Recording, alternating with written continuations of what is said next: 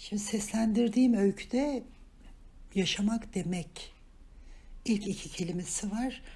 Tabii ki o sırada insan nasıl insan olduğu düşündüm birden. Gorki'yle konuşmuş bunun yazarının bir tanesi. Galiba Mikhail İlin, aynı zamanda Sovyet Bilimler Akademisi'ndeki bilim insanlarından birisi. Şöyle anlatmış.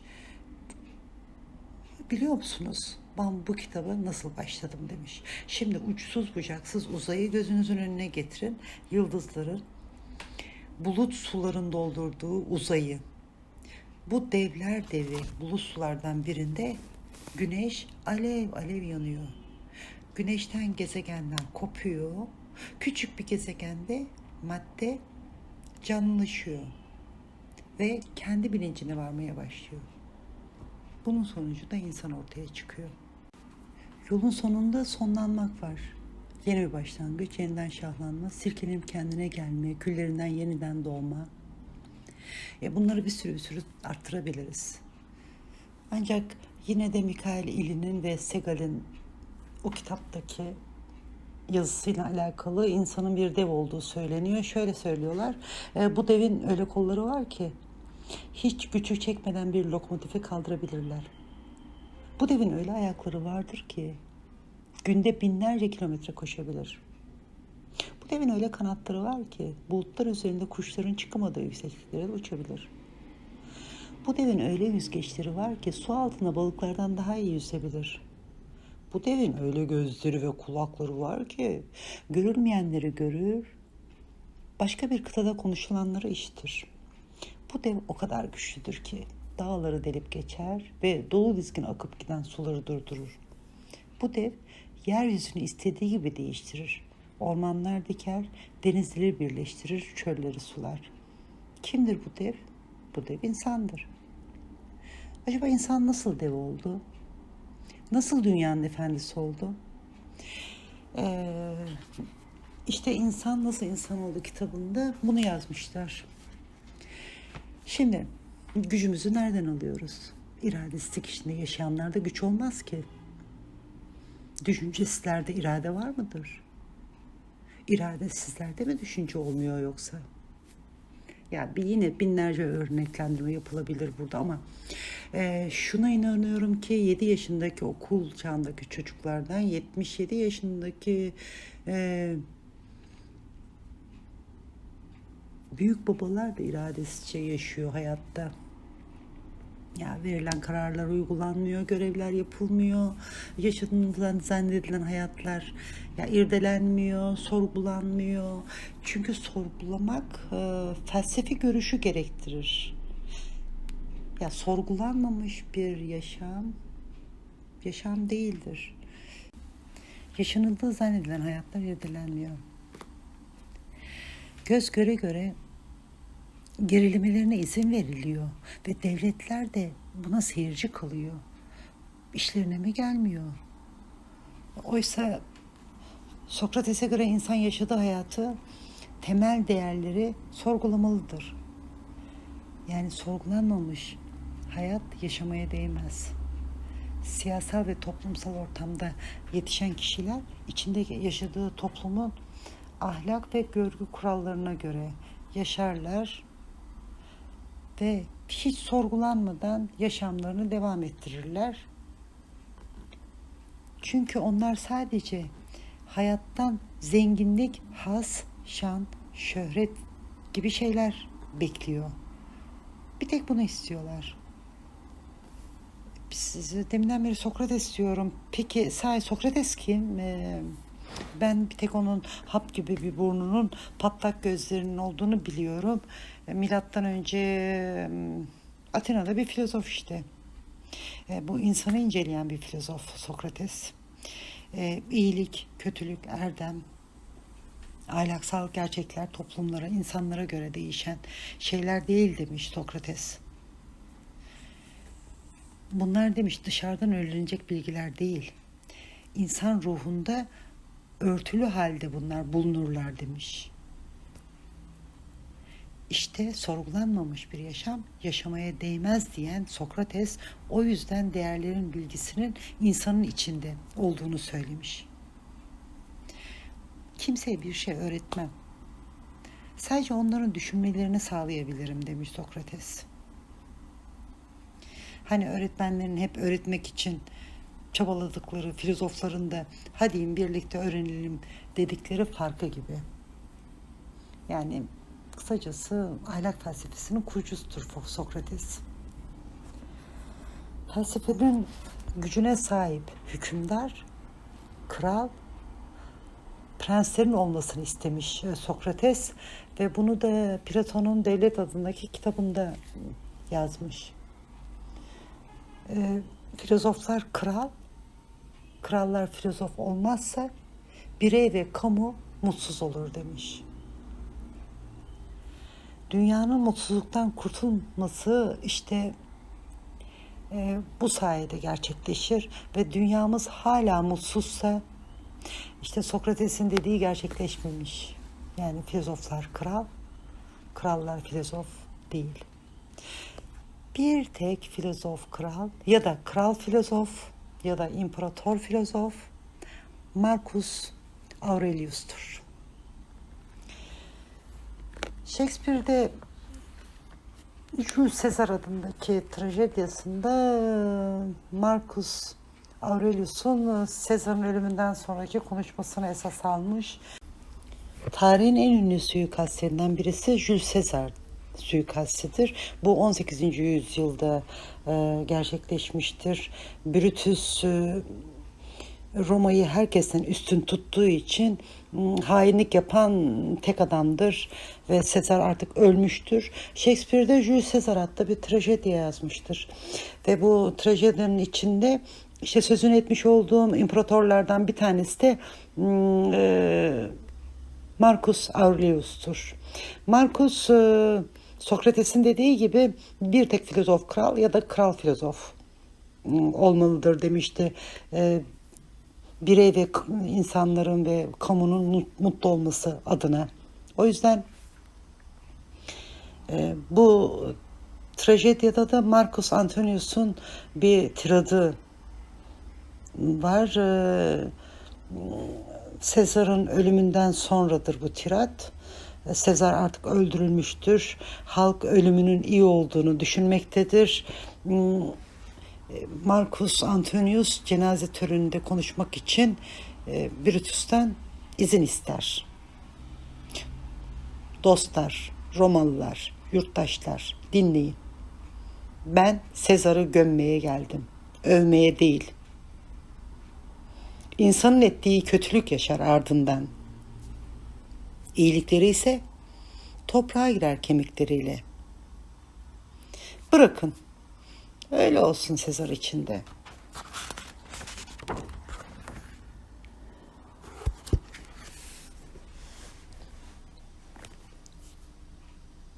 Vefalı ve dürüsttü bana karşı.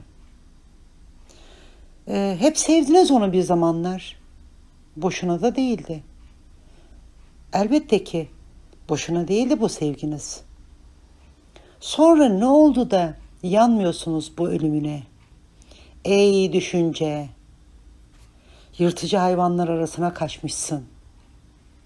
İnsanlar yitirmiş akıllarını. Bağışlayın beni. Yüreğim şurada şimdi. Sezar'ın tabutunda. Konuşamam düşünceye kadar bana. Bu tiradın tabii ki aralarının tamamını okumadım. Beni etkileyen bölümünü okudum. Şimdi Kendime Düşünceler kitabında yazar biliyorsunuz yine bu kitabın yazarı Marcus. Bu kitapta insanlığa evrensel bir sesleniş gerçekleştiriyor. İşte Sezar'ın başında da tabutunun başında da yine sanki yine evrensel bir seslenişi konuşması gibi. Düşünsenize ta eski çağdan bugüne kadar en önemli felsefi kitaplardan birisidir. Kendime düşünceler. Marcus Aurelius Antoninus'un yazmış olduğu.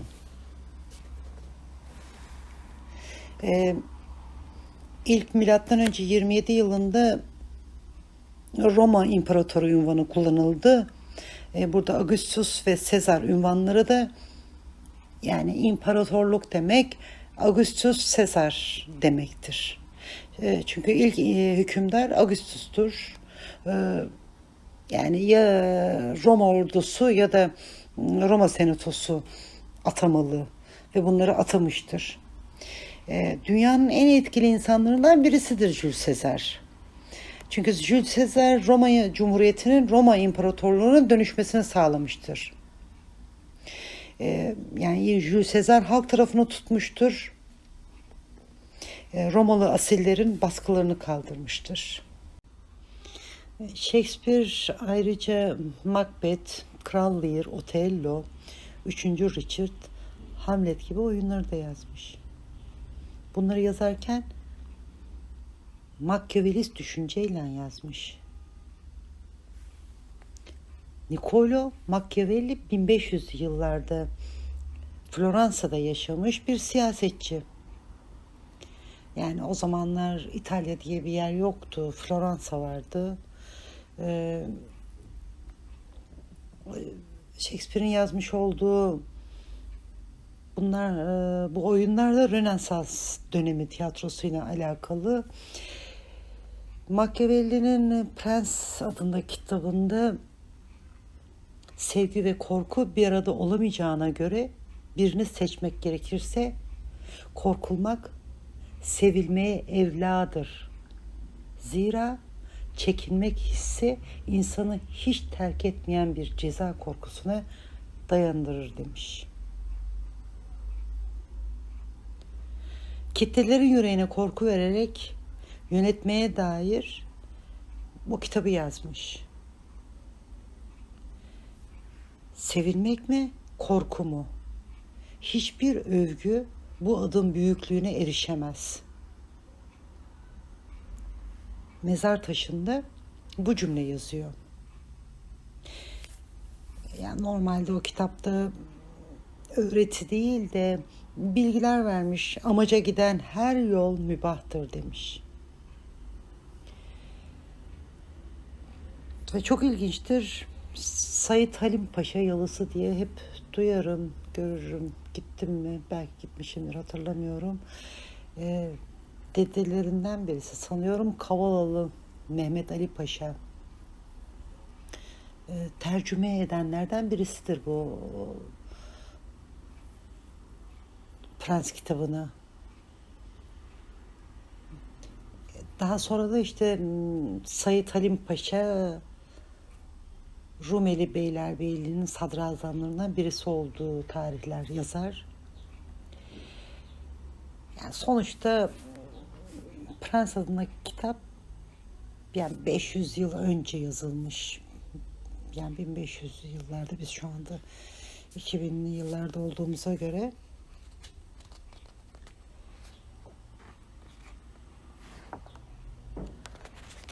şimdi sevilmek mi, korku mu deyince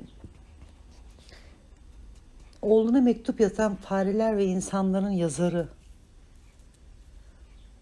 şöyle yazmış oğluna: İlk olarak eğer aşıksan bu iyi bir şeydir.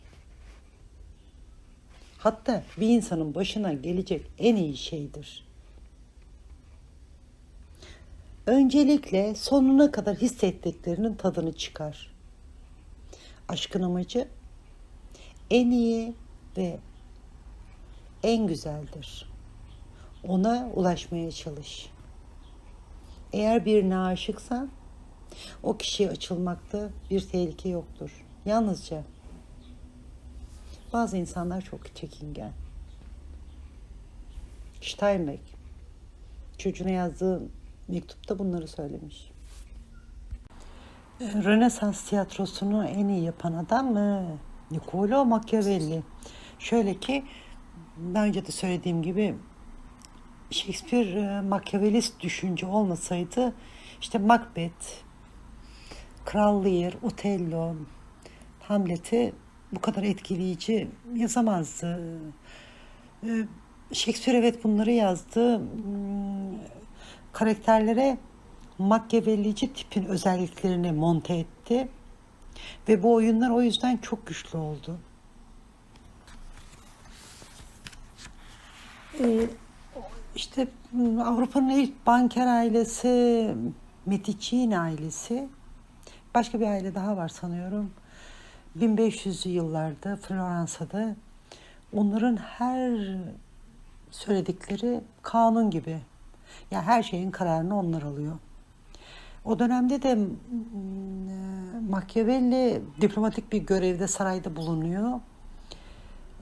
Sonra nasıl oluyorsa işte bir şekilde saraya girmesi yasaklanıyor, sürülüyor, tutuklanıyor. Ve daha sonra çıktığında da Prens ya da öbür ismiyle Hükümdar adındaki kitabı yazıyor. Yani bu kitap siyaset bilimin başlangıç noktası bir kitaptır. Yani İtalyan dilinin en ünlü iki kitabından bir tanesi Prens ya da Hükümdar, Machiavelli'nin yazmış olduğu. Diğeri de Dante'nin İlahi Komedyası'dır. Yani 15. yüzyıl ve 16. yüzyılda bir prensin ya da bir hükümdarın topraklarını nasıl yönetmesi gerektiğini anlatır bu kitap. 500 yıl önce yani Pir Sultan'dan da önce yaşamış Machiavelli. Yani Hegel'in ahlak düşüncesine ters Machiavelli yazdığı bu kitapta hem de Platon'un ideal devletinin çöküşüyle alakalı. Yani bunları sanıyorum kabul etmeyen bir eser yazmış. İşte Avrupa'nın bu ilk banker ailesi o kadar kuvvetli, o kadar kuvvetliymiş ki bu da bir magazin bilgisi olsun. Ya o aileden 2 kişi Fransa'nın kraliçesi olmuş, 4 kişi de papa olmuş.